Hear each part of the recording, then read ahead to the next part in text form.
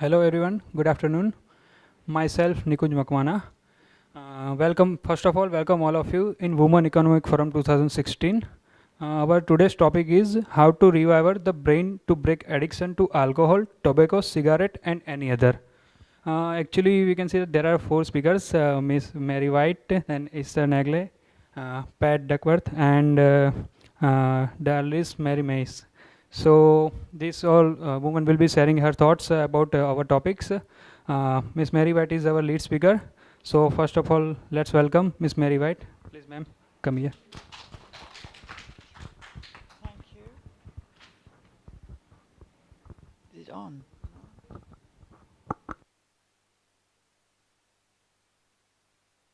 Thank you. Good afternoon, everybody. Mary White from Cornelius Counselling and Hypnotherapy in the UK. Um, could I have the next one? Yes, thank you. Um, I just want to tell you that I have a particular personal feeling about addiction because I've had personal experiences myself. My partner 27 years ago died of cirrhosis of the liver from alcohol, and it's been a sort of passion of mine ever since because I felt so helpless at the time to be able to help others. And so I'm very pleased that I've been able to help quite a few people now. I have my own practice in the UK, and I'm a counsellor and hypnotherapist. If we could put the next, a little bit of background about myself. So I have an independent practice in Kent, where I see clients. I do treat a number of different issues, being a hypnotherapist, but my main focus is alcohol and drugs. I'm a member of the Hypnotherapy and Counselling Societies in the UK. I also volunteer at an alcoholic centre in Kent. I'm also a lecturer. That's where I sort of come from previously. I've been doing the counselling and hypnotherapy now for about 5 years. So I still teach at the University of Greenwich. And I'm looking at addiction with the spirituality aspects as well as part of a PhD. And so I'm going to talk to you today about the psychology of what's happening in people's minds. Why do they develop the habit or the addiction? And how do we overcome it with hypnotherapy? So if I could have the next slide, thank you. I think first of all we have to think about what is addiction. It's it's a very difficult aspect actually, because many people might think that it's something that is physical. Well, yes, it is physical, but we also have to look at the mind and the thought processes that initiate that addiction, the habit, the decision to actually go that route. Unfortunately, in England at the moment, drugs and alcohol seem to go hand in hand. From the clients that I've seen, it starts with the alcohol and then the drugs follow.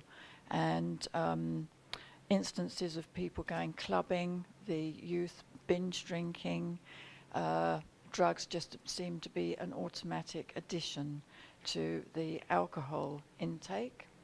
I always say it's like an anesthetic.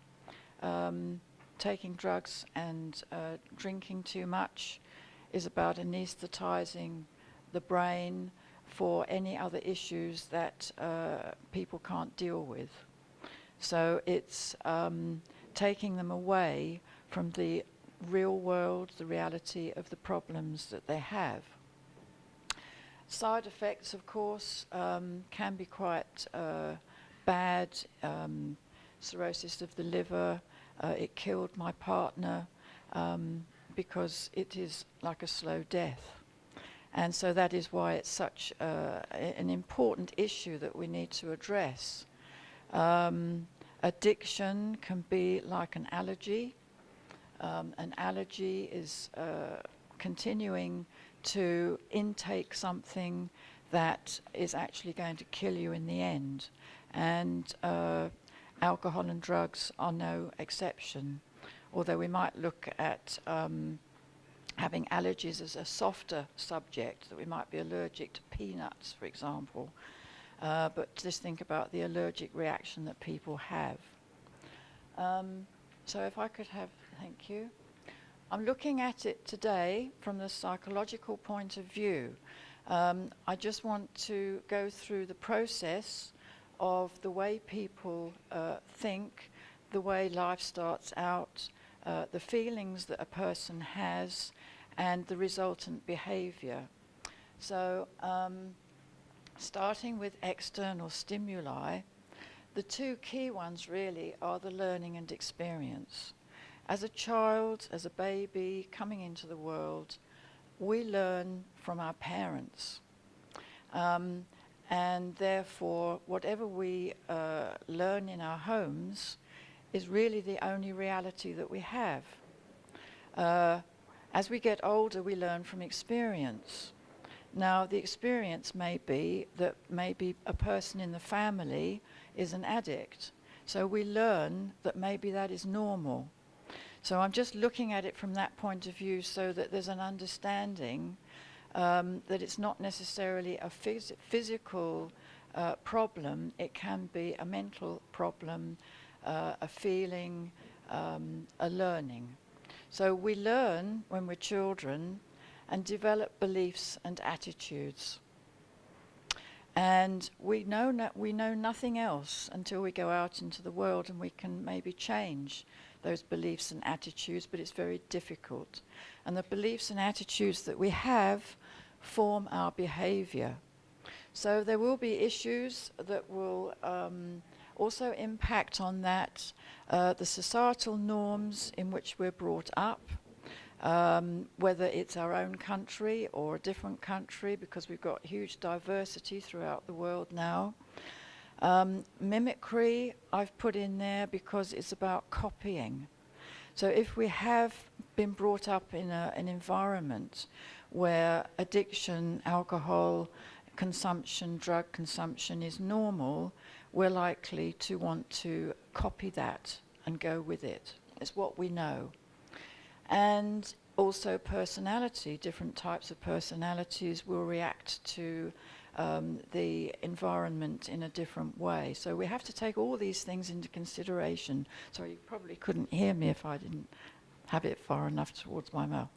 So could we move to the next one? Thank you. I just want to throw into the pot here Sigmund Freud. I'm a great proponent of Sigmund Freud, but even more so Carl Jung. So I've got a couple of things here about them because I think that they knew what they were talking about. So the id, the ego, and the superego were three areas where Freud felt that the conscious was split. And so there can be an anxiety and tension within ourselves. And he broke it down in this way, that we are born with the id, which is a basic instinct.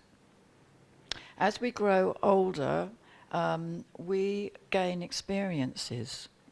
And there can be a conflict between the basic feelings within us and also our experiences and our learning. So the superego has the job of controlling the conflict between the two. So I've put that in there to show that our conscious, our subconscious, it's a very complex area. And it's nothing that we can really simplify. But as you'll see with hypnotherapy, it can be extremely effective in helping to change thoughts and then ultimately change behavior. So the experiences, as I've said, can develop addiction.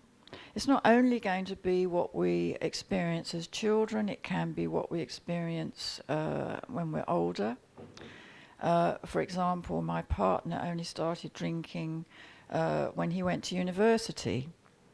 The problem was he couldn't stop. And when there were emotional problems in his life that he found very difficult to deal with, then the drugs came in and he used it as an anesthetic to deal with the problems. But unfortunately, he didn't realize what he was doing until it was too late, until the drugs and the alcohol had affected his liver and there was nothing to be done. So it was a very, very sad, unfortunate occurrence. In fact, I was totally devastated, so I can't say how, how much it affected me, and it took me a very long time to get through it. And I do counsel people who are also involved with addicts, because I have the experience of 14 years of living with the addiction. And as I said, it's my passion to try and help people overcome. Slide, thank you. All right, so to move on with the psychological aspects, if we're in a negative state, then there are these issues that will be paramount perhaps in our psyche. So I'm just putting these into the pot as well. People will have self-doubt. They will feel that they're stressed and they can't cope. Maybe feeling that they're not good enough, dependent upon the environment in which they've been brought up and the way they've been treated. More often than not, anxiety and fear.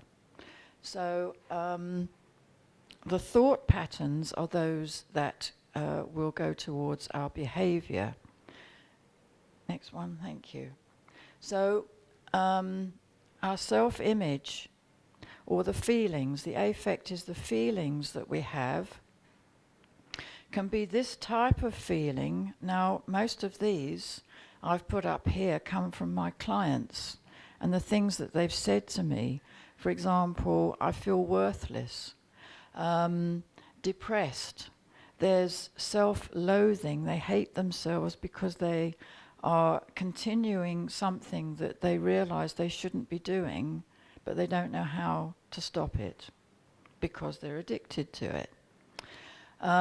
Life isn't going anywhere.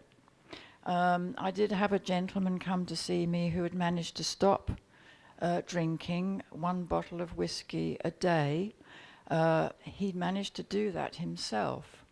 But he came to me because of the aftermath, as I call it, the problems that he experienced as a result of giving up, because the alcohol was a crutch for him that helped him get